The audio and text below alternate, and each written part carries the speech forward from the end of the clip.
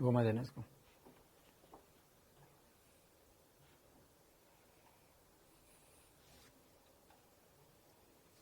Hello बच्चों, hello Gauri Kaushal, how are you? Radhe Radhe भाई। नवीन राठौर, क्या हाल चाल? जय श्री श्याम। शेरवंश, क्या हाल चाल?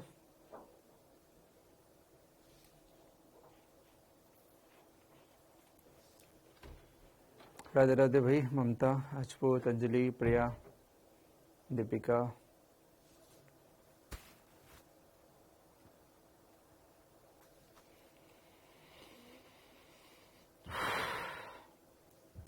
आई एम गुड। शालिनी, जूही बघेल, कहाँ से हो जूही बघेल? हमारे एनआईटी भोपाल में प्रोफेसर थे एक, क्या नाम था यार उनका, बघेल सर बोलते थे उनको हम। खतरनाक प्रोफेसर थे भाई साहब, मतलब भयंकर ही, क्या बोले, बघेल सर। ऐसा पेपर बनाते थे भयंकर वाला, हम सोचते थे यार एनआईटी में क्या है, पढ़ने के लिए है इतना सारा, कुछ भी देता बंदा, कुछ भी। विश्वास ही उठा दिया हम लोगों ने सब्जेक्ट से। बहुत दिन बाद live class. Shri, live class क्यों, कहाँ भाई, कहाँ भग गया था भाई तू पटेल, कहाँ भग गया था?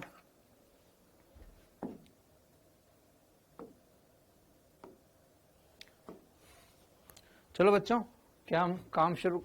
Shalini, okay, good good good, अच्छा दिखाया आपने। तो बच्चों हम लोग कहाँ पे थे भाई?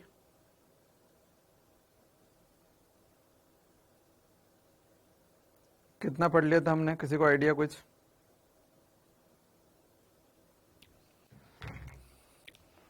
चलिए चलिए, तबीयत खराब हो गई थी, ओके, अभी हो अच्छी है, ठीक है, चलो ठीक है, ओके चलेगा। चलो अब बच्चों ध्यान से देखो, ध्यान से देखो। हाँ, हम इक्वेशन की बात कर रहे थे हम लोग कल हमें क्लास में था y बराबर a sign omega t minus k x, इस तरह की बात चल रही थी। +5 भी लिख सकता था मैं, +5 लिख दूं, +5, कोई फर्क नहीं पड़ रहा। तो इसके बारे में हमने बहुत अच्छा, मैंने क्वेश्चन भी दिया था, आई होप आपने कर लिया था बच्चों, बहुत सिंपल क्वेश्चन था।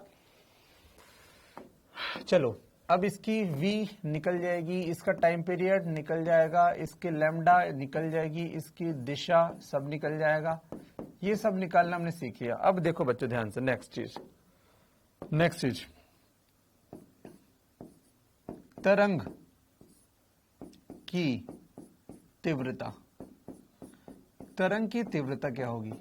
इसका आयाम भी हम जानते हैं, ए आयाम ए है, वो हम जानते हैं, ये आयाम है, ये भी जानते हैं।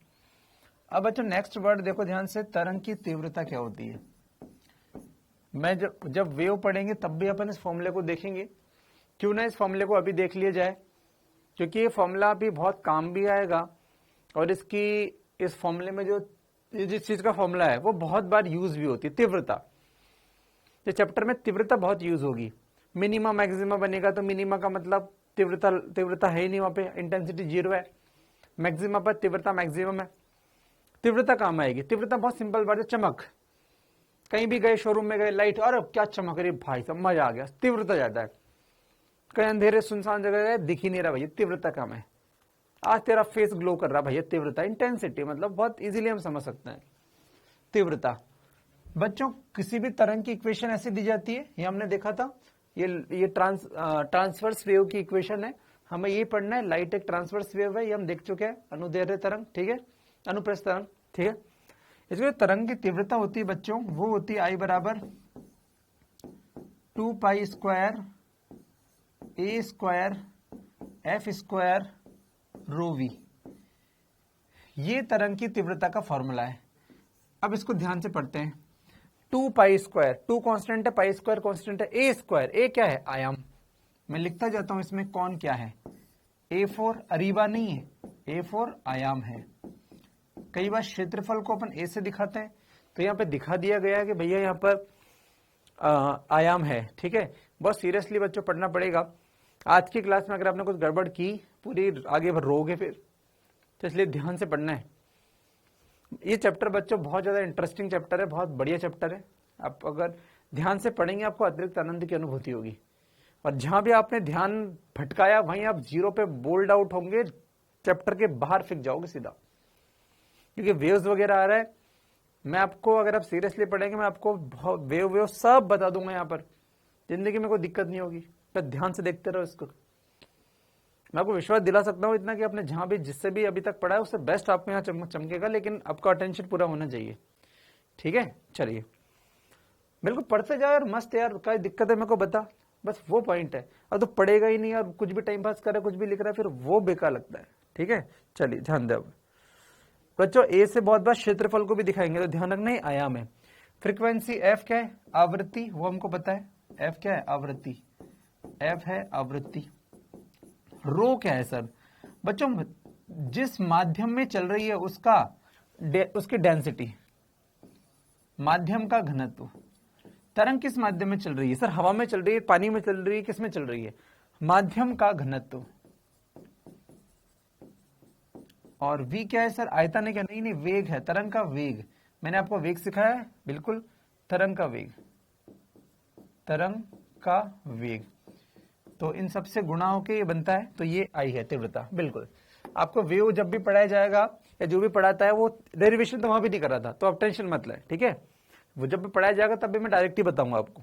ठीक है, चलिए आई प्रपोज। चलो इसमें इंपॉर्टेंट बात है जो आपने भी कहीं ना कहीं बहुत बार सुनी हो सकती है, पढ़े लिखे हो तो, I proportional to a square.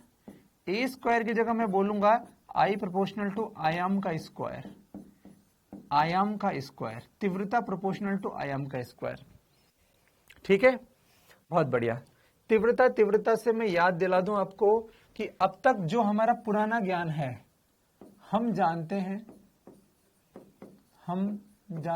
हैं कि इंटेंसिटी क्या होती है, ऊर्जा पर unit time per unit area. भाई साहब एरिया है ये, एरिया, तो आई बराबर होता है energy per unit time per unit area. तो ध्यान रखना ये एरिया है, गड़बड़ मत करियो। A for Areeba, A for apple, A for area और ए फॉर आयाम, गड़बड़ नहीं करने का। ठीक है, तो तीव्रता समानुपाती होती है 1 क्षेत्रफल, क्षेत्रफल, ये क्षेत्रफल ए है, तो ध्यान रखना। ठीक है, तो आपको याद होना चाहिए, ऐसे मत रट लेना आई प्रोपोर्शनल टू 1/a। कुछ गधे से याद करते हैं आई प्रोपोर्शनल टू 1/a, अबे ए क्या है, आई प्रोपोर्शनल टू 1 क्षेत्रफल, ऐसे याद रखना। ठीक है, चलिए, और यहां पे कैसे याद रखोगे, आई प्रोपोर्शनल टू ये आयाम वाला, आयाम वाला, इसमें ये याद रखें। ठीक है, तो ये हम पहले से जानते हैं, तो दुर्घटना न घट जाए, मैंने हम जानते हैं लिख दिया कि भैया हमें पता है गड़बड़ होती है। ये आयाम का स्क्वायर है और ये क्षेत्रफल है। ए लिखने में कई बार ए लिखेंगे, तो दिमाग में क्लियरिटी होनी चाहिए कि वो ए क्या है, क्षेत्रफल क्या आयाम है। हालांकि हम लोग शब्दों में लिखेंगे जहां भी गड़बड़ होगा। ठीक है, चलिए, तो तरंग की तीव्रता के बारे में अपन ने जानकारी प्राप्त कर ली, बाकी आगे की जानकारी तो अपन बाद में ही पढ़ेंगे, कोई दिक्कत नहीं है। ये क्वेश्चन, इस तरह का क्वेश्चन लास्ट ईयर आया था, अगर आपने देखा होगा तो। ठीक है, चलिए, वो ये चीजें एग्जाम में आया था, लल्लू सा क्वेश्चन। चलिए अब आगे बढ़ते हैं। तरंग के बारे में जानकारी प्राप्त हो गई, बहुत ही बढ़िया, बहुत ही सुंदर, मजा आया बाबा। अब बच्चों हम लोग आगे बढ़ेंगे तरंगाग्र के बारे में। अब हम वास्तव में वेव ऑप्टिक्स में पहली एंट्री मारने जा रहे हैं, जिसका नाम है तरंगाग्र। तरंगाग्र की तरफ आगे बढ़ने से पहले मैं आपको 3 शब्द सिखाना चाहता हूं, कलांतर, पथांतर और समयांतर। आपको जिस अभी तक पढ़े हो, वैसे तो यार वेव नहीं पढ़ाया तो नहीं आना चाहिए, फिर भी क्या आप लोग समझते हैं तीनों शब्दों का अर्थ, क्या बता दूं ढंग से। कलांतर, पथांतर और समयांतर, क्या ये वर्ड सुने हुए हैं या नए हैं? सर सुने हुए हैं लेकिन समझ में नहीं आए कभी, कुछ तो बताओ। नहीं सर आता है, सिंपल है, बताओ। ठीक है, ठीक है, एसी में कलांतर वर्ड समझ में आया, बिल्कुल सही बात है। ठीक है, ठीक है, ठीक है, ठीक है, बिल्कुल, है ना, ठीक है, समझा दीजिए। ओके ठीक है, चलिए सुने अब ध्यान से।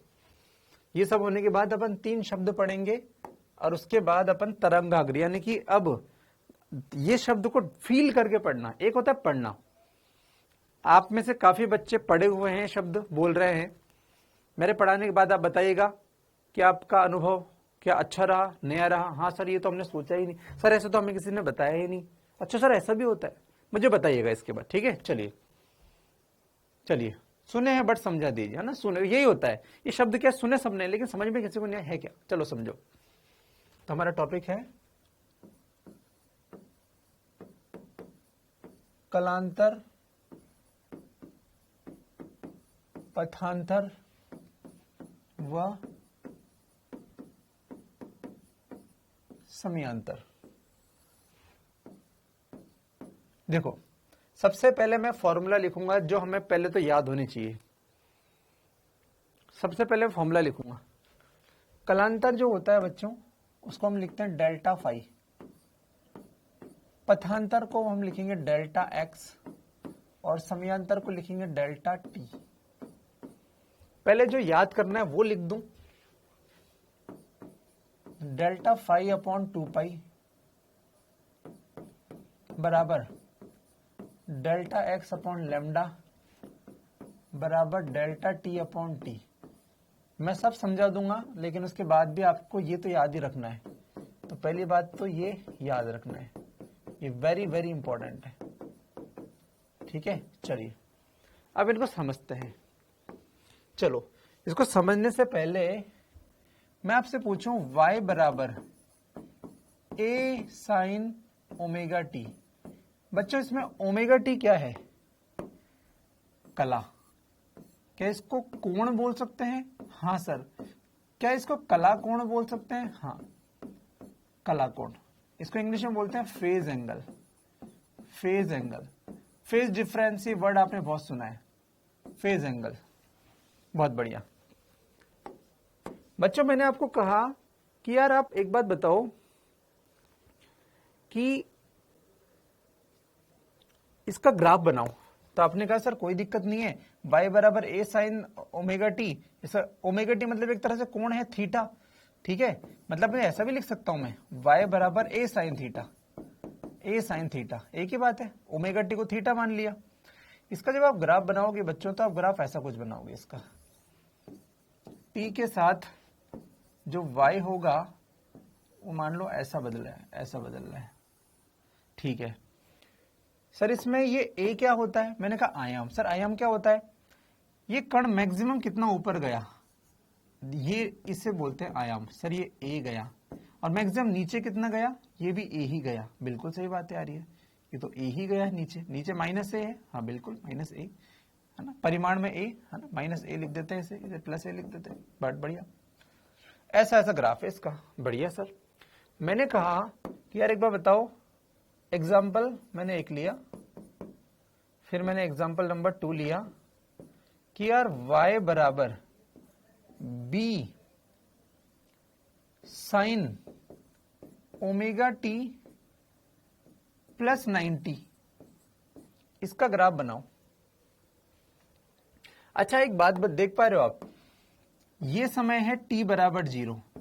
क्या आपको दिख रहा है t बराबर 0 पर हमारी तरंग, t बराबर 0 हमारी तरंग 0 पर ही थी। एक शब्द समझना धीरे धीरे, t बराबर 0 पर तरंग यहां थी। बहुत बढ़िया। t बराबर, क्या इसे हम एक आवर्तकाल कहते हैं? t मतलब आवर्तकाल। क्या इसे हम आवर्तकाल कहते हैं बच्चों? हाँ आवर्तकाल, एक आवर्तकाल हो गया बिल्कुल। तो ये क्या हो गया? ये हो गया सर आवर्तकाल का आधा, अर्ध आवर्तकाल t/2। बिल्कुल सही बात है, बिल्कुल सही बात है। अभी तो मैं सिर्फ ग्राफ की आपको बात कर रहा हूं बच्चों। चलो इसमें अपन है ना अभी इतना वो नहीं डालते हैं, कंफ्यूज हो जाएंगे नहीं तो फालतू में। अभी तो मैं बोलता हूं ग्राफ पढ़ें, सिर्फ ग्राफ जाने कि हाँ सर ग्राफ आते हैं हमको, बस ग्राफ हमें आते हैं। मैंने कहा इसका ग्राफ बनाओ। आपने कहा सर इसको लिख सकते हैं b sine 90 plus theta cos theta होता है, तो कॉस ओमेगा टी। तो y, इसको y1 बोल दो, इसको y2 बोल दो। अब इसका ग्राफ कैसे बनाते हैं? तो इसका ग्राफ ध्यान से देखो बच्चों, t और ये y। बच्चों यहां पर t की जगह 0 डालोगे तो ओमेगा t 0 बन जाएगा, साइन 0 का मान 0 है, इसीलिए t बराबर 0 पर ये 0 पे स्टार्ट होता है। लेकिन अगर यहां t बराबर 0 पुट करोगे तो cos ओमेगा t यानी कि cos 0, और मुझे पता है cos 0 तो 1 होता है, cos 0 तो 1 होता है। मतलब t बराबर 0 पर ये बिंदु है, t बराबर 0, t बराबर 0 पर ये जो ग्राफ है ये यहां से स्टार्ट होगा, क्योंकि ये 1 है, क्योंकि ये 1 है। आप सोचो इसका मान आएगा b इंटू 1 बराबर b, b आया ये b, क्योंकि आप b लिखा ना, 1 इंटू b हो गया। t बराबर 0 पर y का मान आया है b, कितना आया, b आ गया। क्यों, t बराबर 0 पर cos थीटा हो गया 1। मतलब ये ग्राफ यहां से स्टार्ट होगा आज, और ग्राफ तो वैसा ही आएगा, बस स्टार्ट कहां से होगा ये इंपॉर्टेंट था। एक हो रहा है 0 से, एक हो रहा है 1 से। एक का मान t बराबर 0 पर 0 है, लेकिन एक का मान t बराबर 0 पर b है।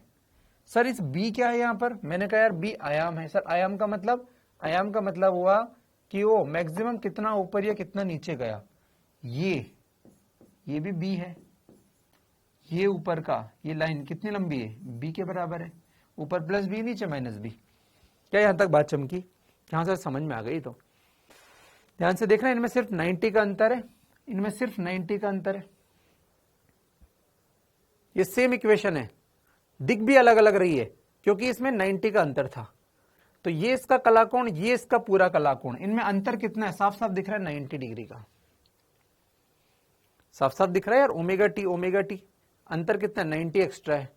तो अलग हमें अंतर भी दिख रहा है यहाँ पर, इस मतलब इसमें कोई बुराई नहीं है कि अंतर नहीं दिख रहा, अंतर भी दिख रहा है हमें। बहुत ही बढ़िया।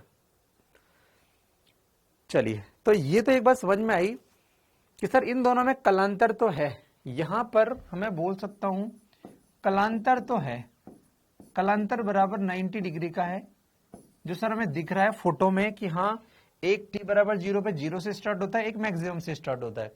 तो सर ये बात तो समझ में आती है, ठीक है, बढ़िया।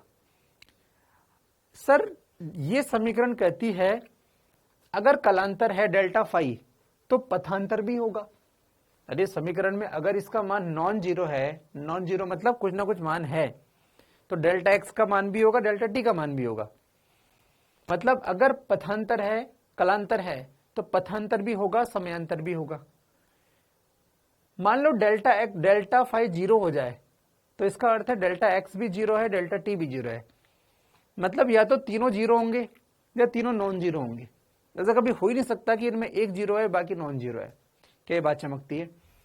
तो यह कलांतर, यह तो क्या बहुत सिंपल मैंने बनाया, तो साफ साफ दिख रहा है सर ओमेगा टी और ओमेगा टी प्लस 90 कलांतर है।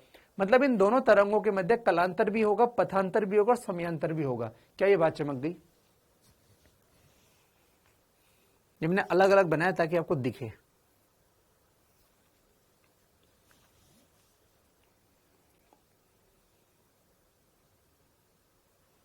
चलिए सर, ये कलाकोण क्या होता है? फेज, इसका फेज एंगल, फेज क्या बताता है? फेज बताता है कि, चलो अब मैं बताता हूं, आगे बढ़ते हैं, धीरे धीरे बताते हैं। फेज, कला, यह इस बात को बताता है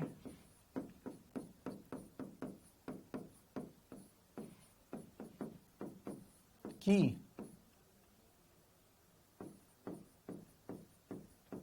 उस समय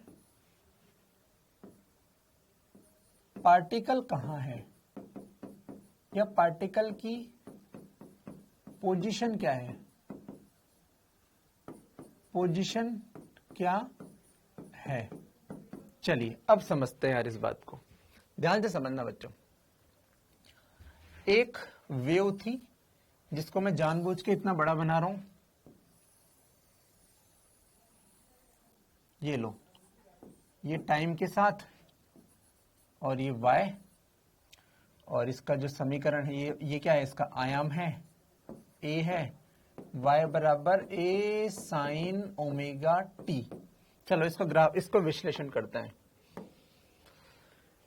ये है एक समीकरण। वास्तव में बच्चों को पता ही समीकरण होती किसकी है।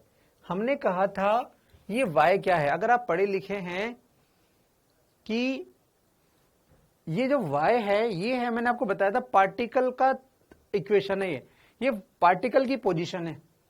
अब पता होगा तो होगा, नहीं पढ़े तो फिर क्या करें। ये पार्टिकल के बारे में बताता है कि पार्टिकल का विस्थापन क्या है। ठीक है बच्चों, जो तरंग जा रही थी ना जिसको हम पढ़ रहे थे, मैं आपको फिर से बता दूं, ये जब तरंग आगे तरंग क्या होती है, ऊर्जा संचरण को बोलते हैं अपन तरंग। ऊर्जा संचरण का एक तरीका है तरंग, जिसमें जो माध्यम का कण है वो खुद आगे नहीं जाता, वो दो प्रकार से मोशन करता है, या तो ऐसे ऐसे या ऐसे ऐसे।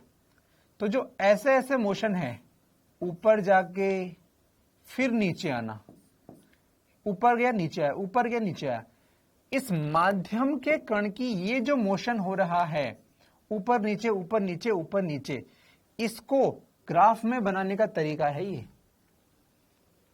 ऊर्जा तो निकल गई, उस ऊर्जा ने क्या किया, अभी गौतम शांत रहे, उस ऊर्जा ने क्या किया, माध्यम के कणों को, बहुत सारे कण थे, मैं तो एक ले रहा हूं, बहुत सारे कण हैं, करोड़ों कण हैं, कि माध्यम के ऊर्जा तो निकल गई, वो होता ना कि वो तो चला गया, दुख दे के गया बस, तो ऊर्जा तो चली गई, लेकिन ऊर्जा ने इस कण को कंपन दिया। अब ये कण जो है ऊपर नीचे घूम रहा है। अब इस कण ने कहा भैया मेरा कोई सुनो, मैंने कहा तेरी चीज को मुझे समझ में नहीं आ रहा, ऐसे ऐसे ग्राफ बना के दिखा। तो इसका ऐसे ऐसे चलना, इसका ग्राफ ऐसे बनता है। चलो और समझते हैं कैसे बना, क्या अर्थ है सर, थोड़ा ढंग से बताइए बच्चों। ये है t बराबर 0, ये बिंदु ये वाला है, ठीक है, ये बिंदु लाल वाला, ये लाल वाला बिंदु, ये वाला, बिल्कुल ठीक है। इसको कह दिया मान लो a, तो इसको कह दिया a, बिल्कुल सही बात है ना, ये लाल वाला a समझना, ठीक है, ये तो आयाम हो गया है, तो ठीक है बच्चों। अब देखो ध्यान से, ये जो कण है, अच्छा मुझे बताओ, ये जो तरंग है, इस तरंग में कुछ बेसिक बताओ जानकारी। क्या इस तरंग में आप इस पूरी लंबाई को तरंग दैर्घ्य बोलते हो, लैम्डा? हाँ सर लैम्डा बोलते हैं। क्या इस समय को जो है टी बोलते हो, आवर्तकाल? हाँ सर आवर्तकाल बोलते हैं। सर तो बहुत बेसिक बात पूछ लिया आपने, मैंने कहा सही बात है यार। मुझे बताओ, इसमें अगर ये लैम्डा है टोटल, तो आधा क्या हुआ, आधा क्या हुआ, लैम्डा बाई 2, और उसका भी आधा क्या हुआ सर, ये तो हो गया लैम्डा बाई 2 का भी आधा, क्या लैम्डा बाई 4? बिल्कुल सर सही बात है, ये पूरी लंबाई लैम्डा, इसका आधा लैम्डा बाई 2, इसका आधा लैम्डा बाई 4, बहुत ही बढ़िया। अगर पूरे में टाइम लगा t, तो आधे में t बाई 2, तो इससे आधे में t बाई 4, मतलब इसमें टाइम लगा होगा t बाई 4। बिल्कुल सही बात है सर, बिल्कुल सही बात है। मतलब ये मैंने इसकी चर्चा की है केवल यहां से यहां तक की, यहां से यहां तक लैम्डा कितना है, लैम्डा बाई 4, t कितना है, t बाई 4। बहुत ही सुंदर। बताओ ए बिंदु पर पार्टिकल t बराबर 0 पर, t बराबर 0 पर पार्टिकल का विस्थापन कितना था, 0।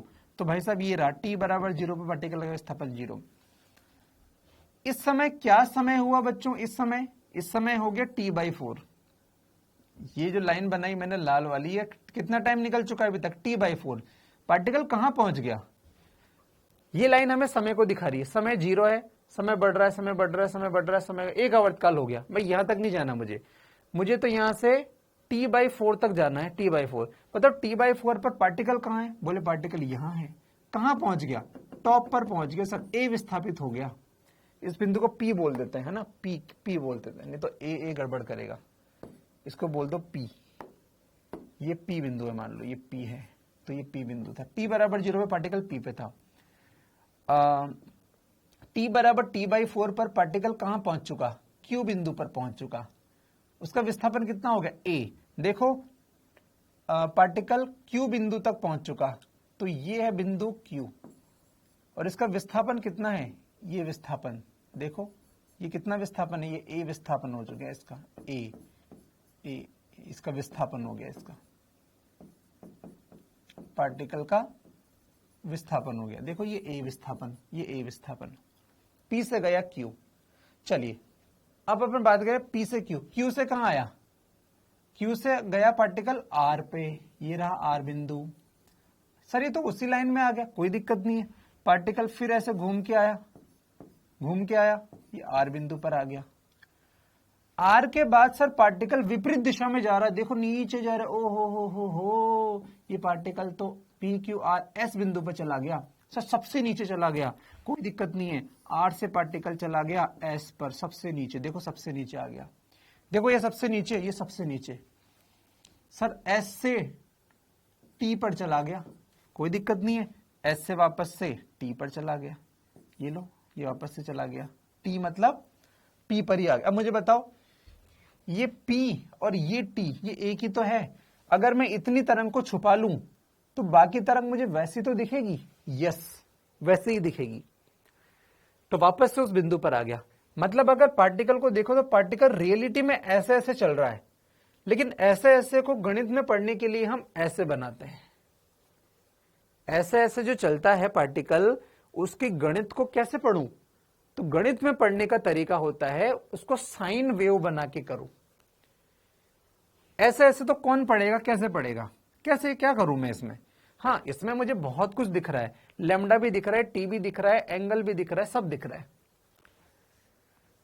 क्या तुम्हें यहां तक की बात चमक गई? बिल्कुल धीरे धीरे मैंने बताई। रियलिटी में पार्टिकल ऐसे ऐसे चल रहा है, इसका गणितीय विश्लेषण ये है, ऐसे साइन के रूप में है।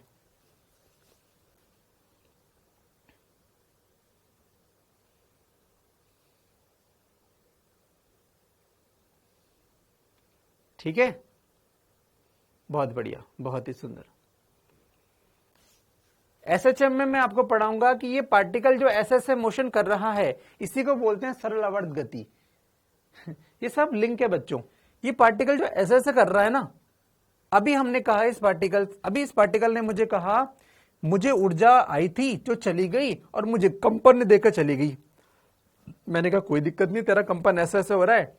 इसी कंपन को हम एसएचएम चैप्टर में कहेंगे सरल आवर्त गति है। ये ऐसी गति, इसी को सरल आवर्त गति कहते हैं, इसी का नाम सरल आवर्त गति हो जाएगा फिर। अच्छा सर, बहुत बढ़िया, ठीक है, चलिए बहुत ही बढ़िया। माध्यम का कण है, कौन सा कण है? माध्यम का कण है, ये माध्यम का कण है। ठीक है, चलिए बहुत ही बढ़िया, चलिए बहुत सुंदर। तो माध्यम के कण में ऐसे ऐसे गति हो रही है, चलो समझ में आ रही, ठीक है, अच्छी बात है। अब हम आगे बढ़े, ठीक है। अब बच्चों ध्यान से देखो कि बताओ यहां पर आवर्तकाल T/4 हो गया, ठीक है। एक बात बताना, अगर T बदल रहा है तो क्या साइन के अंदर ये ओमेगा T का मान भी बदल रहा होगा कि नहीं बदल रहा होगा? सोच के बताओ। अगर T बदल रहा है तो साइन ओमेगा T में ओमेगा T का मान बदल रहा होगा कि नहीं बदल रहा होगा? बदल रहा होगा यार। और ओमेगा T क्या है? कोण ही तो है, मतलब ये कोण बदल रहा होगा। बिल्कुल सही बात है सर। यहां कोण आपको लगता है कितना होगा? 0 डिग्री। क्यों? क्योंकि साइन 0 का मान 0 होता है और यहां पर सर विस्थापन भी 0 है। यहां पर कोण कितना होगा? मैं बोलता हूं 90 डिग्री।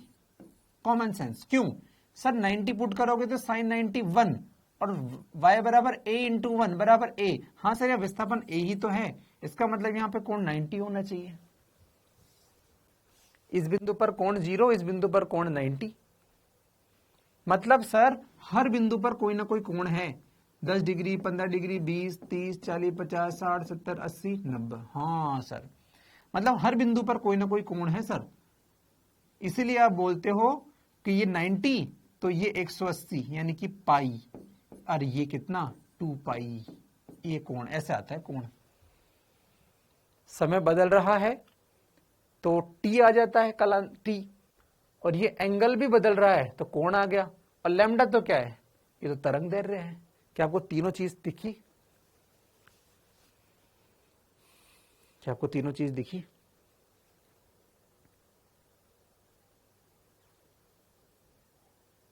अरे सही है भाई, बहुत बढ़िया, बहुत ही सुंदर, बहुत ही बढ़िया। ठीक है मोहम्मद अजीम, मैं जब वेव्स का क्लासिफिकेशन करूंगा तो मैं इन चीजों का बातों का ध्यान बताऊंगा आपको। अभी अगर मैं वेव के डेप्थ में चला गया तुम्हारा चैप्टर की वाट लग जाएगी। मेरे को पढ़ाने दो अपने स्टाइल से। मैं अभी तुम्हें डेप्थ में बताने लग गया तो सब उड़ जाएंगे, तोते उड़ जाएंगे यहाँ सबके। ठीक है, इसलिए ध्यान दो जो पढ़ा रहा हूं। एक चीज को लेके बैठ मत, है ना, एक चीज को लेके बैठ मत। ठीक है, चलिए बढ़िया। तो ये कोण टी, लैम्डा तो चलो लैम्डा है, लैम्डा का तो कोई ज्यादा खास नहीं है ना। ये तो समय बदल रहा है तो रास्ता भी बदलेगा, कॉमन सी बात है। लैम्डा तो कोई खास बात नहीं, लैम्डा तो ये रास्ते का नाम है, कितनी लंबाई है रास्ते की, इसको लैम्डा है। पूरा लैम्डा, आधा लैम्डा बाई 2 और इससे आधा लैम्डा बाई 4। मेन तो है समय और कोण। समय बदल रहा है तो कोण बदल रहा है। मतलब मैं इस ऊंचाई को लिख दूं इस चीज को, समय बदला, समय बदल रहा है। हाँ बिल्कुल, टी बदल रहा है, टी तो समय के साथ बदलेगा, टाइम तो बदल रहा है, तो कोण बदल रहा है, बस। तो कोण बदल रहा है, बस इतनी सी बात है। तो मेन चीज तो आपको ये फोकस करनी है कि टी बदल रहा है तो कोण बदल रहा है। लैम्डा तो भैया दूरी है, उससे कोई खास बात नहीं। और ये सब क्या है, ये पार्टिकल के बारे में बात चल रही है। ठीक है, पार्टिकल के बारे में बात चल रही है। चलिए, बहुत ही बढ़िया, बहुत ही सुंदर। ठीक है, चलिए चलो अब ध्यान से देखो। ठीक है, अब ध्यान से समझो। एक बच्चा बोल रहा है कि सर पीपीटी लेके पढ़ा दो सर जल्दी जल्दी, आप तो क्या इतना टाइम लगा लो इसमें, 2 मिनट में खत्म कर दो सर पीपीटी में। शिवम राज के लिए आप कुछ कमेंट करें। शिवम चाहता है कि मैं आपको ये सब ना समझाऊं, पीपीटी में धड़ धड़ धड़ धड़। बच्चों ये 90 डिग्री है, फेज है, ये ऐसा ये वैसा, चलो हो गया, चलो आगे। ये चाहता है शिवम राज। बोलो आप लोग, शिवम के लिए कुछ बोल दो अच्छे शब्द यहां पर।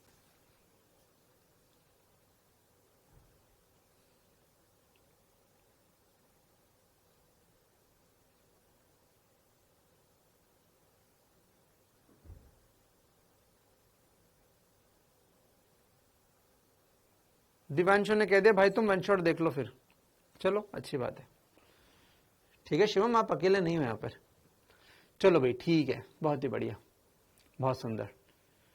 ठीक, ये तो आ गया हमारे पे, फेज वेज समझ में आ गया अपन को क्या है। अब मेन चीज तो थी कलांतर, पथांतर और समयांतर। अब देखना बच्चों ध्यान से, अब और मजा आएगा। जब आपने ये देख लिया, अब समझना,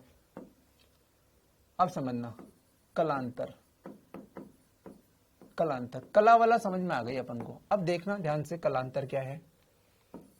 मैंने एक वेव बनाई, बस बेसिक हो गया कंप्लीट, बस। अब आप तुरंत, आप लोग भी टाइम नहीं लगाओगे, अब अपन तुरंत आगे बढ़ जाएंगे। ठीक है शिवम, चलिए बच्चों, एक समीकरण तो है ये, मैं लिखता हूं वाइट से, y बराबर a साइन ओमेगा टी, ये वाइट वाली। एक मैंने बनाई पीली, y बराबर a sign omega T plus 90 degree. चलिए बहुत ही बढ़िया, प्लस 90 डिग्री। ठीक है भाई, तो बताओ 90 प्लस थीटा कॉस थीटा होता है। बताओ t बराबर 0 पर y का मान कितना है, 0। तो ये तो समीकरण सही है। मुझे बताओ ये जो समीकरण है, क्या आप समझ पा रहे हैं, ये है b साइन की जगह कितना जाएगा, cos 90 plus theta cos omega T. Graph बता दिया, अब आपको समझ में आना चाहिए। a वाला तो t बराबर 0 पर 0 है, लेकिन b वाला t बराबर 0 पर मैक्सिमम पर है। सॉरी, b वाला कितना है, मान लो यहां पर है, या फिर a ही मान लो, कोई फर्क नहीं पड़ रहा है। इसको b भी मत करो, a ही मान लो, कोई फर्क नहीं पड़ रहा। ए ले लो, चलो ठीक है। तो इसका ग्राफ कैसे आएगा सर, t बराबर 0 पर पहला वाला तो 0 पर है, लेकिन दूसरा वाला सर मैक्सिमम पर है, ये। अब देखना ध्यान से,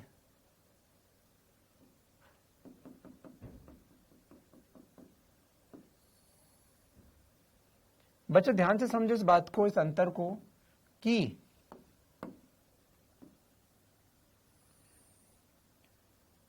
t बराबर 0 पर y1 y2, y1 का मान है कितना, 0। लेकिन t बराबर 0 पर y2 का मान a है। मतलब जब एक 0 है तो दूसरा मैक्सिमम है, चलो अब यहां की बात करते हैं, यहां पर चर्चा करते हैं। सोच, इस जगह पर सफेद वाला कहां है? मैक्सिमम पर, मैक्सिमम पर, मैक्सिमम पर, ये मैक्सिमम पर। तो y1 का मान इस वक्त कितना है? a। और मुझे बताओ इस वक्त पीले वाले का मान कितना है? y2 का मान 0। सर जब एक मिनिमम पे है तो दूसरा मैक्सिमम पर, दूसरा मैक्सिमम पर तो पहला मिनिमम पर। ठीक है सर, ऐसा ऐसे चल रहा है। बिल्कुल सही बात है, बिल्कुल सही बात है। चलिए, तो बच्चों इसका जो ग्राफ है ना वो ऐसा है। अब देख, ये ऐसा, ये यहां,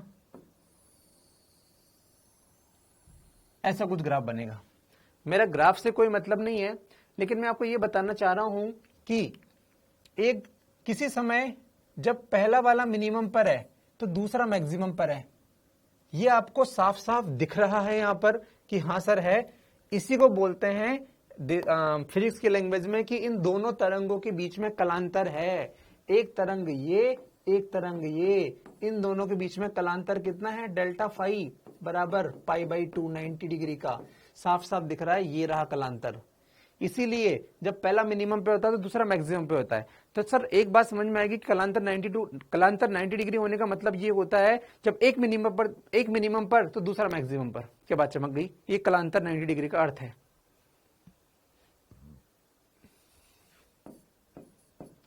एक मिनिमम पर तो दूसरा, या एक 0 पर तो दूसरा मैक्सिमम पर। ये कलांतर का मतलब समझ में आ गया होगा। ठीक है, ध्यान से देखो, ध्यान से देखो, आपको एक बात प्रूफ हो जाएगी मजाक मजाक में। बताओ, इस जगह पर ये है मैक्सिमम और इस जगह पर ये है मैक्सिमम। इनके बीच में कलांतर तो आपने देख लिया, डेल्टा फाई तो कितना है? π/2।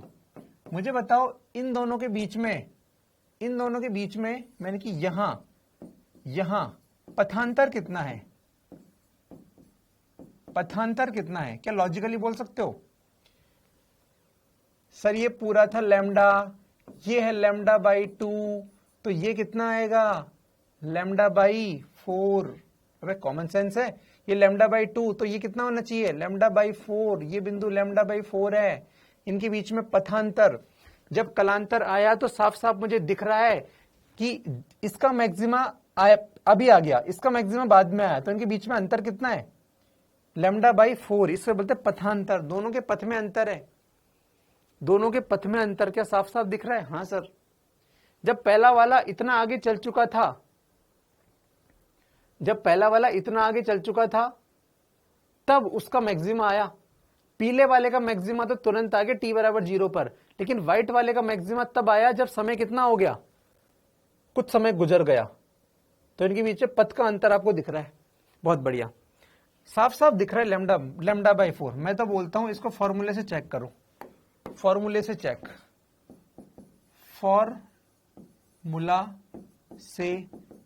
करो। कौन सा फॉर्मूला? डेल्टा फाई अपॉन 2π बराबर डेल्टा एक्स बटे लैम्डा। यहां से चेक करो, डेल्टा एक्स का मान कितना आ गया? डेल्टा फाई बटे 2π इंटू लैम्डा। डेल्टा फाई कितना है? π/2, तो π/2 लिख दो इसकी जगह पे, और नीचे क्या लिख दो? 2π इंटू कितना? लैम्डा बराबर कितना आ गया? λ/2, λ/4 सॉरी।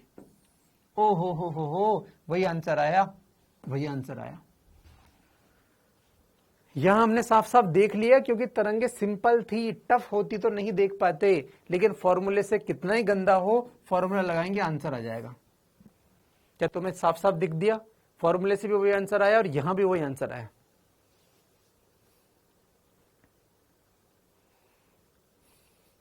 मैं बहुत सारी बात करूंगा, तो तरंगों में कलांतर है, पथांतर है, तो एक बार फील करा दिया कि हाँ सर ये बात सही है।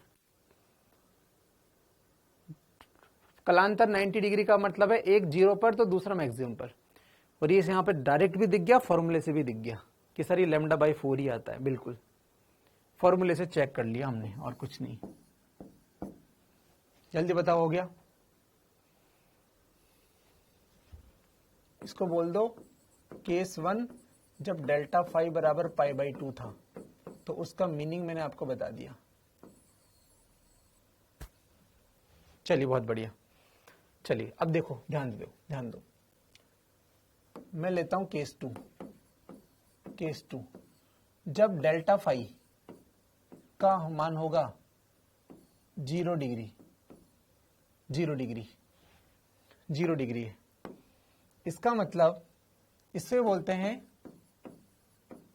समान कला में जब दोनों तरंगों का मैक्सिमम एक साथ आए, मिनिमम एक साथ आए, तो उनको बोलते हैं वो समान कला में है। व्हाइट वाली समीकरण का समीकरण है, मान लो 5 sin ओमेगा टी। मैं दूसरी वेव लिख रहा हूं। अब पीली वाली का समीकरण, इसका आयाम आपको दिख रहा है कम है। मैंने कहा y बराबर 2 sin ओमेगा टी। तो आपको बच्चों इक्वेशन नंबर 1 और इक्वेशन नंबर 2 दिख रही होगी। सर सेम सेम है? हाँ सेम सेम है। तो ध्यान से देखो, जब इसका मैक्सिमा आया तो इसका भी मैक्सिमा आया, जब ये 0 तो ये भी 0, ये 0 तो ये भी 0। जिस समय ये मैक्सिमम है उस समय ये भी मैक्सिमम है। साथ में 0 होना, साथ में मैक्सिमम होना, इसे बोलते हैं समान कला में। सर ये ऊपर नीचे क्यों है? आयाम अलग अलग है। पीले वाले का आयाम है 2, पीले वाले का आयाम है 2, जबकि व्हाइट वाले का आयाम कितना है? 5। मतलब ये व्हाइट वाले के लिए दूरी कितनी है? 5 मीटर है, 5 है, जो भी है, सेंटीमीटर जो भी कहे। वो ऊपर नीचे है क्योंकि उनके आयाम अलग अलग है, लेकिन एक साथ 0 एक साथ मैक्सिमम। इसे बोलते हैं 5 0 डिग्री या समान कला में। 0 डिग्री बोल सकते हैं या फिर 2 पाई बोल सकते हैं। आपको इतनी ट्रिग्नोमेट्री आनी चाहिए। 0 2 पाई 4 पाई ये सब एक ही बात है। 0 2 पाई 4 पाई ये सब एक ही बात है। पाई बराबर 0 2 पाई 4 पाई ये सब एक ही बात है, समान कला में बोलते हैं। एक साथ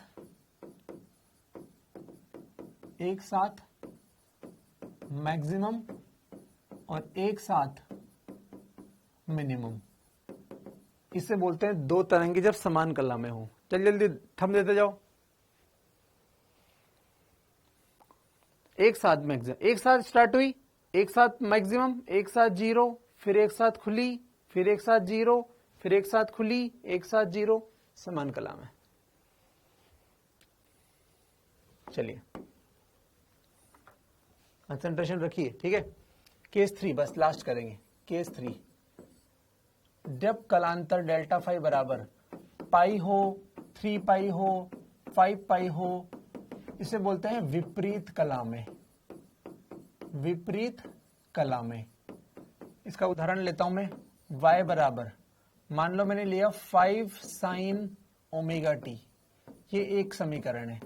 दूसरे समीकरण मैंने ली y बराबर 5 की जगह 2 लिख दो, साइन।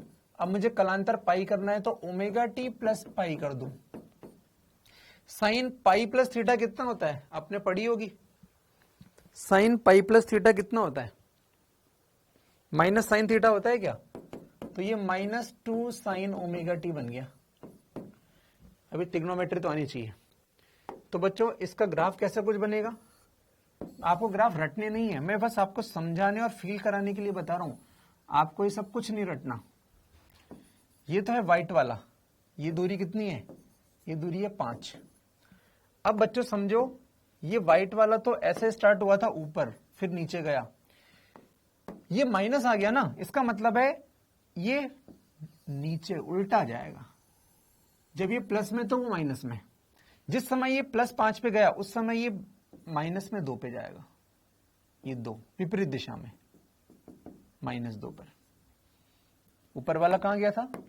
जब ये ऊपर वाला +5 पे पहुंचा तो नीचे वाला कहां पहुंचा? -2 पर। -2 पर पहुंच गया। ये ऐसे जब ये ऊपर के मैक्सिमा पर तो ये नीचे के मैक्सिमा पर। इसको बोलते हैं विपरीत कला में। क्या चमक गई बातें बच्चों? क्या बात चमक गई है तो बता दें, लिख दो चमक गई।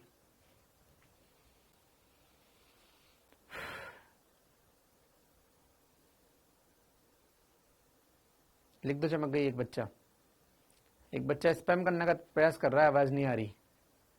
मैं चाहता हूं उसको सजा मिल जाए। चमक गई, इसका मतलब आवाज आ रही है, सही बात है। चलिए, तो भाई साहब कलांतर समझ में आ गया सर। इस एग्जाम्पल से ये भी समझ में आ गया, जहां कलांतर है वहां पथांतर भी है और वहां समयांतर भी है। समयांतर भले नहीं बताया, कॉमन सेंस से सोचो कितना आएगा, t/4। चेक करके देख लेना, फॉर्मूले से भी t/4 आएगा। इनमें अंतर कितना है यहां दोनों का, t/4। ठीक है भाई, यहां समय कितना हो गया t, यहां कितना हुआ t/2, यहां कितना हुआ t/4। लैम्डा की तरह काम चलता है। तो दो तरंगों में समयांतर, पथांतर, ये सब आपको चमक जाना चाहिए। ये सब अपने यूज होगी, ये सब यूज होंगे कॉन्सेप्ट। ठीक है, इनको बच्चों पढ़ना, आपको वेव्स में बहुत हेल्प मिलेगी, है ना। वेव्स का लगभग आपको आधा पार्ट हो जाएगा बेसिक्स, अगर आप बेसिक ढंग से देख लोगे। बेसिक तो क्या पूरा हो जाएगा, पूरा हो भी गया, ठीक है ना, क्योंकि वहां डबल नहीं पढ़ाएंगे फिर इसको, नहीं तो फिर अपना सिलेबस पे अगले साल ही होगा। ठीक है, तो कर लेना इसको ध्यान से। चलिए, अब मैं फटाफट से वेव ऑप्टिक्स पे फिर से कूद जाता हूं। ये बेसिक्स था जो जरूरी था पढ़ाना। तरंगाग्र,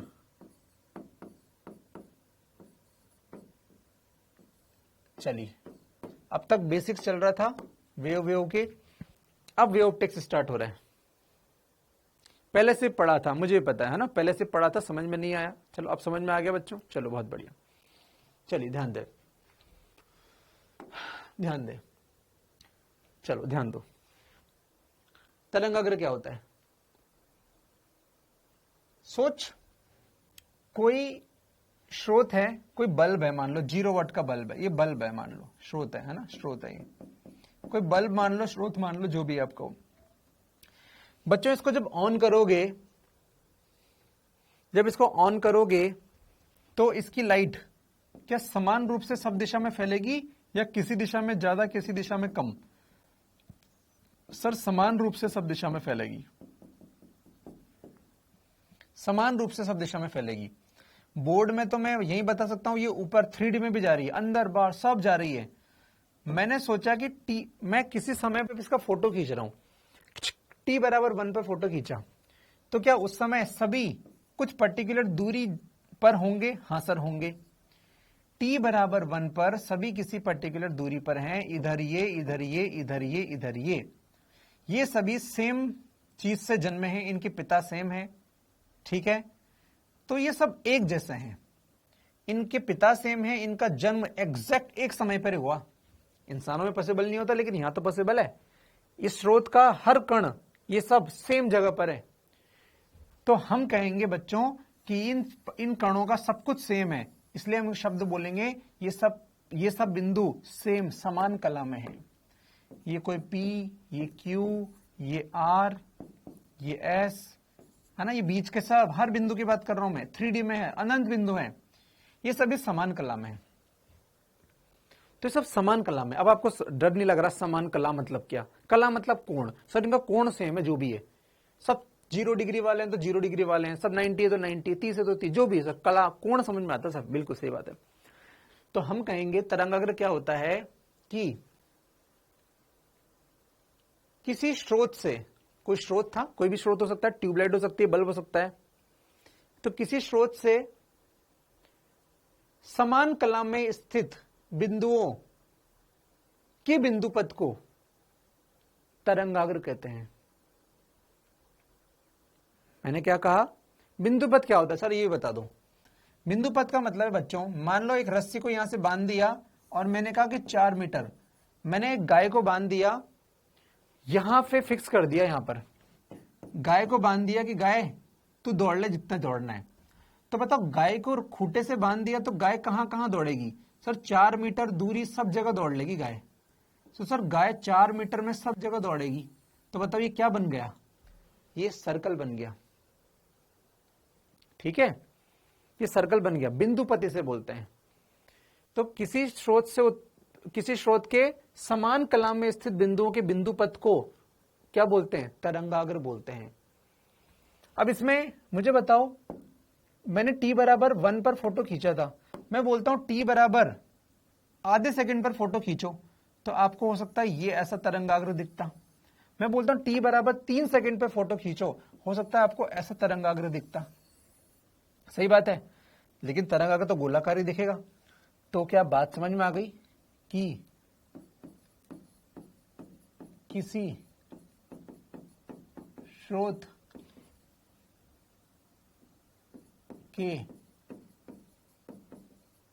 समान कला में स्थित बिंदुओं का बिंदुपथ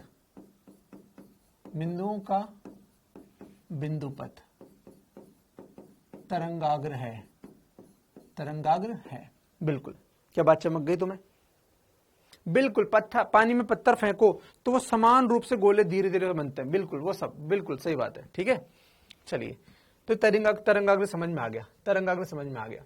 समान कला में से बिंदुओं का बिंदुपथ, बिंदुपथ का मतलब है समान कला के स्थित बिंदुओं को मिलाने पर जो बना आकृति, वो है बिंदुपथ। आई होप समझ में आ गया है ना। इन सबके बिंदुओं को मिला दो तो जो आकृति बनेगी, बिंदुओं को मिलाने पर बनी आकृति को बिंदुपथ बोलते हैं। बहुत सिंपल सी बात है। ठीक है सर, बहुत बढ़िया, बहुत बढ़िया। ठीक है, चलिए, ठीक है, तो ये होगा बिंदुपथ, कि बिंदु को बिंदुपथ बोलते हैं। तो ये बिंदुपथ। अब ये जो बिंदुपथ है बच्चों, ये जो बिंदुपथ है, अच्छा तरंगाग्र, मुझे समझ क्यों वो तरंगाग्र बोलते हैं। तरंगाग्र कितने हैं? अगर यहां स्रोत कैसा है, ये अपन बोल सकते हैं पॉइंट सोर्स है, बिंदु स्रोत है, या फिर अपन बोल सकते हैं कि स्फेरिकल गोलाकार स्रोत है। हो सकता है बिंदु हो या गोला हो। एक गोलाकार बल्ब कैसा होता है? गोलाकार। तो बल्ब से क्या लाइट ऐसे निकलती है एक जैसी सब जगह? बिल्कुल। तो हमने ये जो स्रोत लिया है, कौन सा लिया? या तो बिंदु स्रोत बोलो या गोलाकार स्रोत बोलो। बहुत ही बढ़िया, या तो बिंदु स्रोत बोलो या गोलाकार स्रोत बोलो। मुझे बताओ, मतलब मैंने केस एक 1 ले भी लिया है, ठीक है। यहां पर एग्जाम्पल स्रोत जो है वो मैंने लिया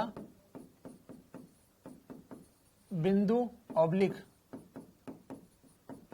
गोलाकार स्रोत लिया, तो इससे जो तरंगाग्र बना वो ऐसा बना। बिल्कुल सही बात है, बिल्कुल सही बात है। इससे तरंगाग्र ऐसा बना। ध्यान से देख, ध्यान देना, ध्यान देना। इससे तरंगाग्र ऐसा बना। तरंगाग्र क्या है ये तो मुझे समझ में आ गया। बच्चों, मैं सोच रहा हूं कि जब मैंने स्रोत बनाया ही है तो इससे निकलने वाली तरंग को भी बना लूं एक बार। स्रोत से तरंग कैसे निकलेगी? सर ऐसे, सर ऐसे, सर सब जगह निकलेगी ऐसे, ऐसे, ऐसे, अनंत निकलेगी। सर कितनी बनाओगे? मैंने कहा थोड़ा बहुत बना दो यार, कोई बात नहीं। ये क्या है? स्रोत से निकलने वाली, स्रोत से निकलने वाली तरंग है, तरंग। बिल्कुल, बहुत सारी तरंगे हैं, बिल्कुल। और ये जो बना है, ये जो बना है, ये क्या है? ये है तरंगाग्र, तरंगाग्र। ठीक है। तरंगाग्र कितने संभव है?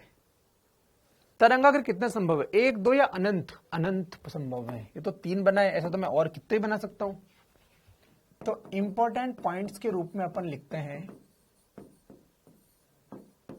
पहला, एक स्रोत से अनंत तरंगाग्र संभव है। दूसरा, बताओ तरंग संचरण की दिशा और तरंगाग्र के बीच में कोण कितना है? तरंग संचरण और तरंगाग्र के बीच में कोण कितना है? 90 डिग्री।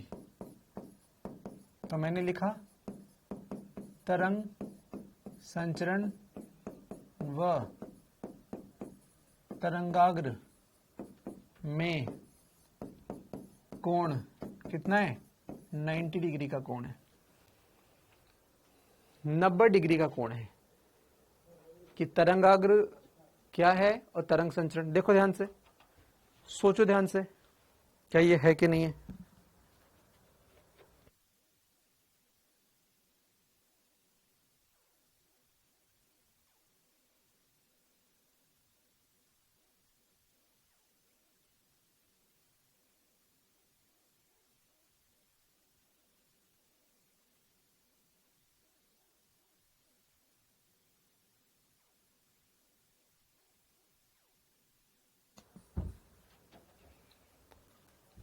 कोण कितना है बच्चों? 90 डिग्री। ठीक है, 90 डिग्री। बढ़िया, बहुत ही बढ़िया। हमेशा ऐसा ही होता है, बिल्कुल। चलो अब एक दो क्वेश्चन है, उसे कॉमन सेंस से पूछता हूं मैं। ये एग्जाम में से क्वेश्चन कभी नहीं है, लेकिन बच्चों आ सकते हैं, ध्यान देना। एक बिंदु है P1, एक बिंदु है P2, एक बिंदु है P3 और एक बिंदु है P4। इसको लिख नहीं रहा हूं, बस क्वेश्चन बोल रहा हूं, ठीक है। सीरियस बच्चे लिख लेंगे अपने आप, या जो भी है समझ जाएंगे। P1 और P2 में, P1 P2 में कलांतर कितना है? P1 P2 में कलांतर कितना है? आंसर बोलो जल्दी। P1 P2 में कलांतर बताओ। 0 डिग्री। Very good. क्यों? समान कला में स्थित बिंदुओं के बिंदु पद को तरंगाग्र कहते हैं। सर P1 P2 एक ही तरंगाग्र के बिंदु हैं, एक ही तरंगाग्र के बिंदुओं में कलांतर 0 होता है। Very good. एक ही तरंगाग्र। चलो दूसरा क्वेश्चन, P1 और P3 में कलांतर बताओ के बिंदुओं का कलांतर डेल्टा फाई बराबर कितना? 0 होता है। क्या P1 और P3 में भी 0 है? क्या P1 P3 में भी 0 है? क्या P1 P3 का 0 है कि नहीं है?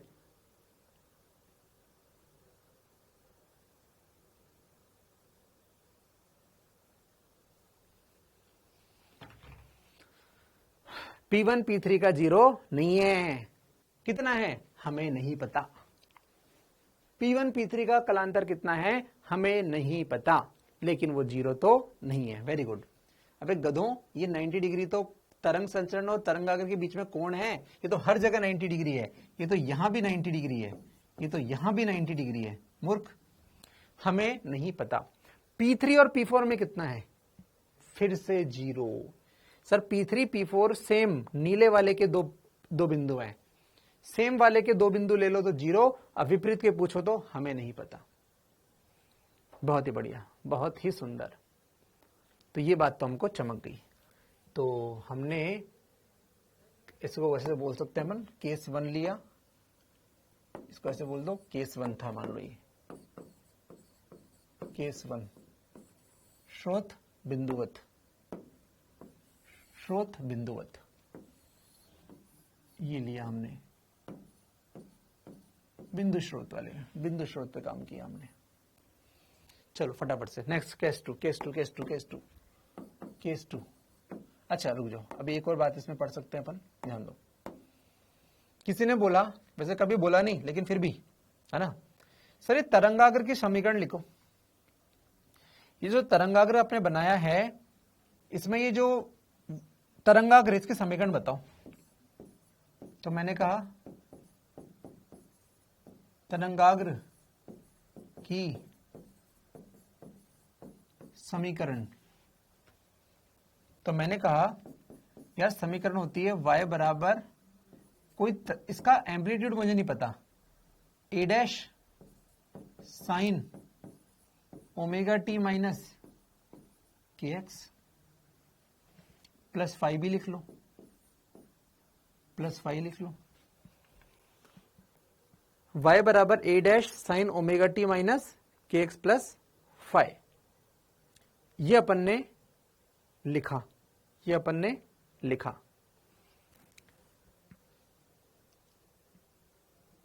पहले बताओ यहां तक चमकी नहीं चमकी, आपको पता है? आराम से यहां तक देख के बताओ मुझे, यहां तक चमकी नहीं चमकी बातें।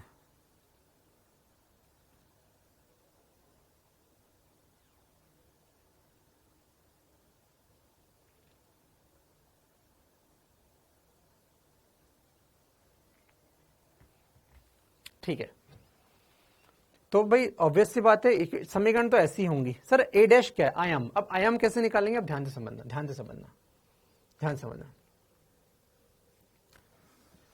सोच, क्या दूरी बढ़ने पर तीव्रता घटती है? दूरी बढ़ने पर क्या तीव्रता घटती है? हां सर। तीसरा पॉइंट, एक ही तरंगाग्र के बिंदुओं का कलांतर 0 होता है। कलांतर 0, अबे सही है ना? मैंने क्या बोला? एक तरंगाग्र के सभी बिंदु समान कला में होते हैं। अबे लिखा ना गधे, समान कला में बिंदुओं की बिंदु पद को तरंगाग्र बोलते हैं। तो अगर ये हरा वाला लिया तो इसके सभी बिंदु समान कला में है, P1 P2, ये एक ही तरंगाग्र के बिंदु हैं, मतलब इनमें कलांतर कितना है? 0। ठीक है, चलिए अब ध्यान से समझ कि यहां से आगे दूरी आगे बढ़ने पर तीव्रता क्या होती है, घटती है। तो मैंने लिखा कि चूंकि आगे बढ़ने पर तीव्रता घटती है, तीव्रता घटती है, बिल्कुल सही बात है यार। आगे बढ़ने पर तीव्रता घटती है, आगे बढ़ने तीव्रता घट रही है। बल्ब से जितना दूर जाओगे उतनी उतनी आंच कम लगेगी। चलिए, आई हम जानते हैं समानुपाती होता है आयाम के स्क्वायर के, आयाम के स्क्वायर के। हम बोल रहे हैं आई बराबर के into A square, A for आयाम। इसको मैंने लिख दिया समीकरण नंबर 1। हम दो बात जानते हैं बच्चों, एक तो आगे जाने पर तीव्रता घट रही है, बिल्कुल सही बात है, बिल्कुल सही बात है। तो हम चलो हम ऐसे लिखते हैं इसको कि आगे जाने पर तीव्रता घटती है, तो हम एक फॉर्मूला पहले ये लिखते हैं कि आई बराबर energy per unit time per unit area. मैंने कहा कि भाई साहब मैं इस स्रोत से r दूरी पर गया और यहां पर मैं आई की बात करना चाहता हूं। तो बच्चों बताओ, E अपॉन टी को तो अपन कांस्टेंट ले लेते हैं, कोई के डैश के कांस्टेंट मान लिया, बट एरिया क्या मैं 4 पाई आर स्क्वायर लिखूंगा? तो आपको दिख रहा है या ठीक है, E अपॉन टी को लिख लो, कोई दिक्कत नहीं है। अब इन सबको कांस्टेंट मान लो, क्या आपको दिख रहा है इन सबको कांस्टेंट के माना, तो ये बन गया के अपॉन आर स्क्वायर, दूरी का स्क्वायर। आई का मान हो गया दूरी का स्क्वायर, जितना ज्यादा दूरी बढ़ेगी आई घटता जाएगा। तो आई को अपन लिख सकते हैं आई बराबर के अपॉन आर स्क्वायर, ये मैंने लिख दिया यहां पर पूरा। तो ये तो हो गया एक चीज। हम एक बात जानते हैं, आई समानुपाती होता है आयाम के स्क्वायर के, आयाम के स्क्वायर के, आयाम के स्क्वायर को। मैंने आयाम को बोला ए डैश, ए डैश, तो आई को मैंने लिख दिया के इंटू ए डैश का स्क्वायर। ये समीकरण वेव से लिया, ये समीकरण बेसिक से लिया। ये समीकरण कौन सी, ये इक्वेशन कौन सा है, बेसिक, और ये कैसा है, वेव से।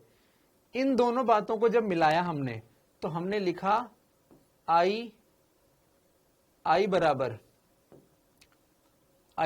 आई समानुपाती है कितना, के अपॉन दूरी का स्क्वायर, और ये समानुपाती है कितना, के इंटू आयाम के स्क्वायर के। तो हमें ये चीज दिख गई कि 1 अपॉन आर स्क्वायर समानुपाती है ए डैश के स्क्वायर के। स्क्वायर स्क्वायर को मार दो तो 1 अपॉन आर समानुपाती होगा किसके, ए डैश के। ए डैश का संबंध दूरी से ले आया मैं। ये जो मैंने समीकरण लिखी, ये तो मैंने बहुत बार लिख चुका हूं मैं, ये तो बेसिक है। लेकिन ये जो समीकरण लिखी, ये मैंने आपको आज बताई है तरंगों का फॉर्मूला। तरंगों में ये फॉर्मूला होता है यार, तरंगों में फॉर्मूला होता है ये। तो बस इन दोनों को मिला मिलू के मैंने ये कर दिया कि ए डैश समानुपाती होता है 1 अपॉन आर के, बस। अतः आपने जो समीकरण में ए डैश लिखा था, उसमें आप लिखो y बराबर ए डैश की जगह, अच्छा इसको इक्वल टू में लगाऊंगा तो कुछ कांस्टेंट लिख दूं, के डैश बटे आर। जब भी समानुपाती हटता है तो कुछ कांस्टेंट आता है,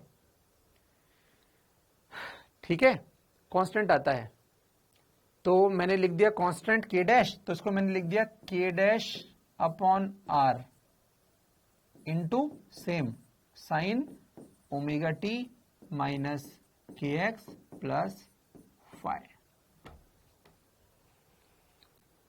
मैंने तो ढंग से लिखा है, आयाम है ए डैश, मैंने कहीं नहीं लिखा एरिया। कोई गधा बोल रहा है कि ये एरिया है, मैंने लिखा है आयाम है ये ए डैश, ए डैश। जहां एरिया लिखना था वहां तो मैंने एरिया शब्द ही लिखा, मैंने ए लिखा ही नहीं। मुझे पता तुम गड़बड़ करते हो। प्रतीक्षा पढ़ती लिखनी है आजकल तो, साफ साफ लिख रहा आयाम लिखा है, हाँ फिर भी। चलो बता फटाफट, चमक गई बात। क्या बात चमक गई है?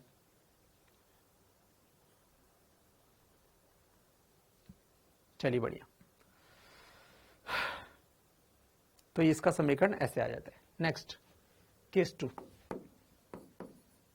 केस 2, बेलनाकार स्रोत।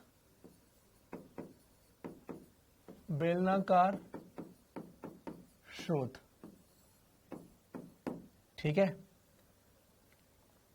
बच्चों, ध्यान दो। अगर बेलनाकार स्रोत, मान लो ट्यूबलाइट है, ट्यूबलाइट, सोच ट्यूबलाइट से समान कला में स्थित बिंदु कैसे होंगे? क्या बेलनाकार नहीं होंगे? बेलनाकार, तो तरंगाग्र कैसा बनेगा? बेलनाकार तरंगाग्र बनेगा। एक की अनंत, अनंत बेलनाकार तरंगाग्र बनेगा, जिसकी समीकरण, जिसकी समीकरण क्या होगी? वही तरीका, y बराबर कोई कांस्टेंट होगा a dash sign omega t minus k x plus five. अब a डैश निकालने का तरीका अभी बताया था, अब आप लोग प्रैक्टिस करो। a डैश कैसे निकालें? a डैश तो हमें पता है I proportional to 1 upon area. मान लो ये दूरी स्मॉल r है और ये हाइट, ये लंबाई h है, तो आप जानते हो 1 अपॉन, ये फॉर्मूला होता है 2 पाई आर एच, क्षेत्रफल बेलन का, मतलब ये समानुपाती आया 1 अपॉन आर के। समीकरण नंबर 1। वह एक आज जो पढ़ा I प्रोपोर्शनल टू आयाम का स्क्वायर, आयाम का स्क्वायर, यानी कि ये a डैश का स्क्वायर।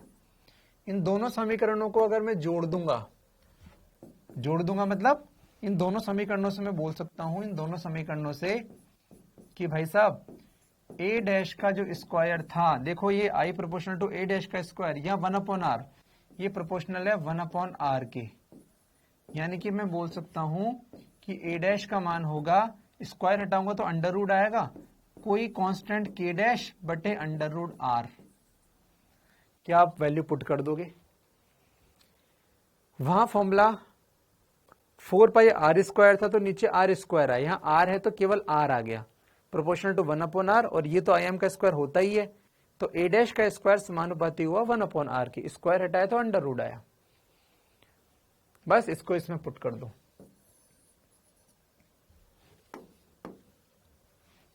अतः फाइनली y बराबर k डैश बटे under root r sine omega t minus k x plus five.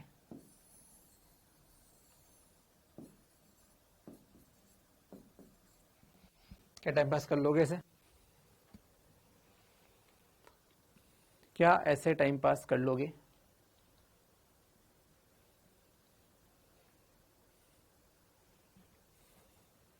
दो समीकरणों को जोड़ना है, एक तो I प्रोपोर्शनल टू आयाम का स्क्वायर होता है और एक I proportional to 1 upon area होता है, एरिया, ठीक है। चलिए केस 3, केस 3, प्लेन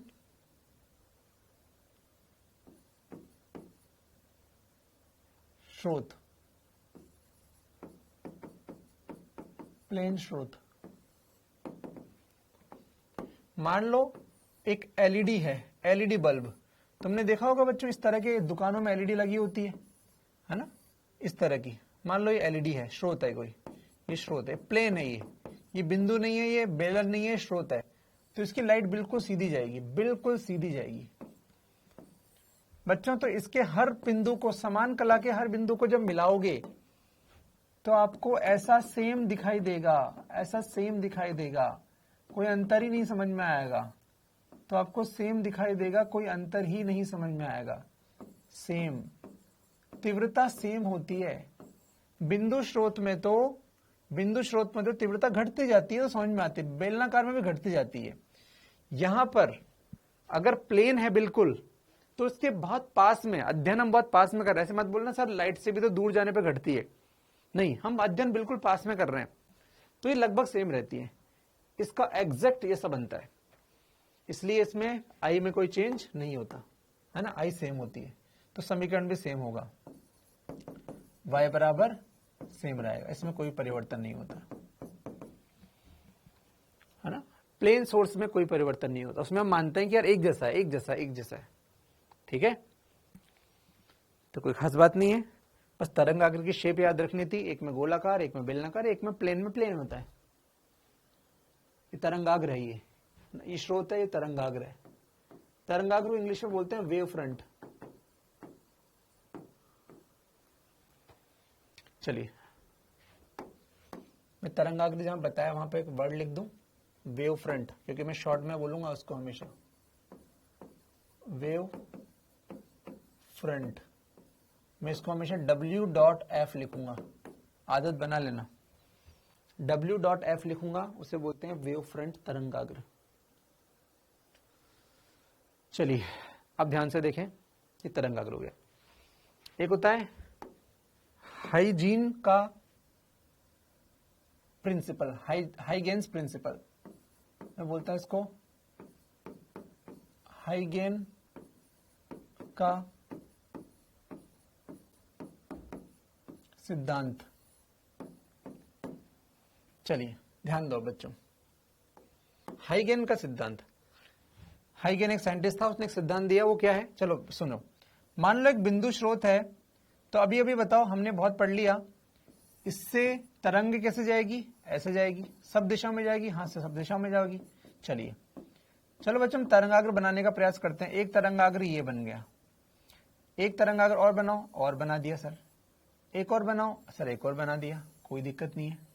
अब ध्यान दो, हाइगेन बोलता है कि भाई साहब एक तरंगाग्र बनाओ, तो हमने मान लो अंदर वाला बनाया पीला वाला, अभी भूल जाओ कि व्हाइट वाला बना दिया है, ये तो हमें पता है कि तरंगाग्र बहुत होते हैं, अनंत होते हैं, ठीक है भाई।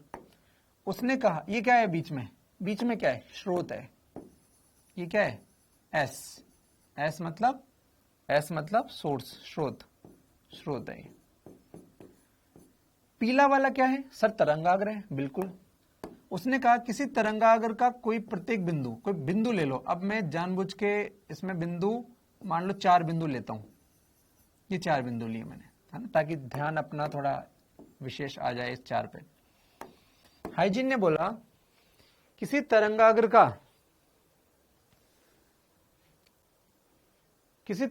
का प्रत्येक बिंदु द्वितीयक प्रकाश स्रोत की भांति व्यवहार करता है। मतलब आप ऐसे समझो, एक बल्ब था, ये बल्ब है एक, इस बल्ब से लाइट निकली तो ये तरंगाग्र बना। ये था मूल बल्ब, इस बल्ब से लाइट निकलने पर तरंगाग्र बना। मैंने कहा ये तरंगाग्र में 1 बिंदु, 2 बिंदु, 3 बिंदु और 4 बिंदु लिए। हाइजीन बोलता है, मैं देसी में बता रहा हूं, किसी स्रोत से बनने वाले तरंगाग्र का प्रत्येक बिंदु, मतलब ये 4 बिंदु, द्वितीयक प्रकाश स्रोत की बातें व्यवहार करते हैं। पहले मैं देसी में बोलता हूं, एक बल्ब से जो लाइट निकलती है, आप उस एरिया में पहुंच जाओ और उस लाइट का हर बिंदु एक नया बल्ब की तरह व्यवहार करता है। जैसे इस बल्ब की लाइट पहुंची यहां, यहां, यहां और यहां, तो ये बिंदु बोलता है मैं खुद एक बल्ब हूं, ये भी बोलता है कि मैं खुद एक बल्ब हूं, ये बोलता है मैं खुद एक बल्ब हूं, ये बोलता है मैं खुद एक बल्ब हूं। मतलब बल्ब से जिस दूरी पर आप गए वहां कोई बिंदु बोलता है ओए मैं भी बल्ब हूं, मैं भी बल्ब हूं, मैं भी शक्तिमान हूं। शक्तिमान ने कहा मैं शक्तिमान हूं, शक्तिमान ने सबको हाथ लगाया, अब हर बच्चा बोलता है मैं भी शक्तिमान हूं। वो जिसको हाथ लगाता है वो बोलता है मैं भी शक्तिमान हूं, आगे वाला हर व्यक्ति बोल रहा है मैं शक्तिमान हूं। क्या बात चमक गई। अब इसके आगे ये लाइट जब यहां पहुंचेगी, ये लाइट जब यहां पहुंचेगी, ये लाइट जब यहां पहुंचेगी, ये लाइट जब यहां पहुंचेगी, यहां नए बिंदु आएंगे, वो कहेंगे हम भी बल्ब हैं छोटे छोटे, हम भी बल्ब हैं। ऐसा होता है कि तरंगाग्र का प्रत्येक बिंदु द्वितीयक प्रकाश स्रोत की भांति व्यवहार करता है। तो लिख देता हूं यार, ये समझने के लिए लिखा था, बस इसको मिटा दूंगा मैं। बात समझ में आ गई? बस सिंपल। क्या हो रहा है?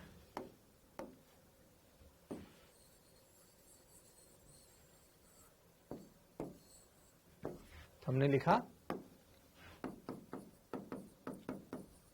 तरंगाग्र का हर बिंदु